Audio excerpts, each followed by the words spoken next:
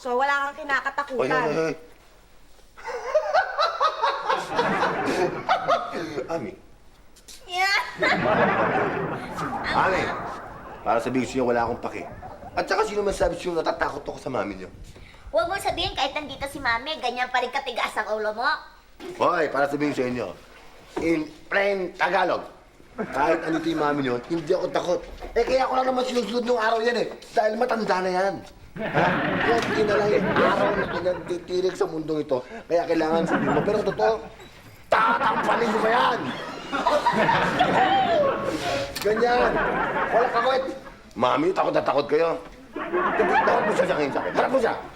Sige. Nako! Aper ka tatampal. Talaga, Joselito? Minerva talaga, sinasabi ko sa'yo.